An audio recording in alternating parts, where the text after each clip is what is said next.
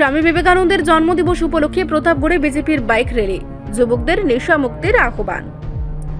আগামী 12 জানুয়ারি স্বামী বিবেকানন্দের জন্মদিবসকে সামনে রেখে বিজেপি 13 নং প্রতাপগড় মণ্ডলের উদ্যোগে আজ আড়ালিয়া থেকে এক সুবিশাল বাইক র্যালির আয়োজন করা হয়েছে। এই র্যালি প্রতাপগড় বিধানসভা কেন্দ্রের বিভিন্ন এলাকা পরিদর্শন করে শেষ হবে বলে জানা গেছে। মূলত নেশামুক্ত ভারত গড়ার লক্ষ্যে এই উদ্যোগ নেওয়া হয়েছে, যাতে সমাজের যুবকরা নেশার আচ্ছন্নতা থেকে মুক্ত হয়ে খেলার মাঠে ফিরে আসতে পারেন। র্যালির উদ্বোধন করেন বিজেপির যুব মোর্চার রাজ্য সভাপতি এবং বিধায়ক সুশান্ত দেব। তার সঙ্গে আগরতলা পৌর নিগমের ডেপুটি মেয়র মনিকা দাস দত্ত, বিজেপির 13 নং প্রতাপগড় মণ্ডলের সভানেত্রী স্বপ্না দাস সহ বিপুল সংখ্যক দলীয় কার্যকর্তা এবং যুবকরা উপস্থিত ছিলেন।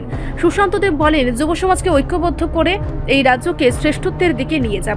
নেশামুক্ত ত্রিপুরা গড়ব। মুখ্যমন্ত্রীর স্বপ্ন এক ত্রিপুরা শ্রেষ্ঠ ত্রিপুরাকে বাস্তবে রূপ দিতে এই ধরনের কার্যক্রম চলবে। আমরা যুব সমাজ, আমাদের যিনি পথ প্রদর্শক স্বামী বিবেকানন্দ, আগামীকালকে 12 জানুয়ারি ওনার জন্মদিবস। এই দিনটিকে আমরা প্রত্যেকটা অংশের যুব সমাজ ঘটা করে পালন করে থাকি। আজকে প্রতাপগড় মণ্ডলের উদ্যোগে একটা সুসজ্জিত বাইক র্যালির মাধ্যমে আমরা যুব সমাজকে ঐক্যবদ্ধ এবং আমরা মিলে এই রাজ্যকে শ্রেষ্ঠত্বের দিকে নিয়ে যাব, নেশামুক্ত রাজ্যে পরিণত করব।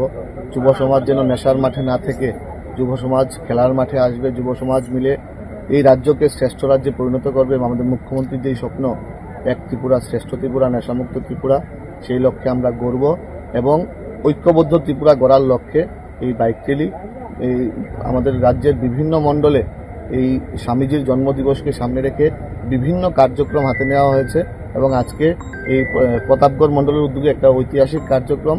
এই বাইক র্যালি প্রতাপগড় মণ্ডলের বিভিন্ন এলাকা পরিদর্শন করে পরিক্রমা করবে, তারপরে এই বাইক র্যালি শেষ হবে। রিপোর্ট সংবাদ প্রতীক্ষা।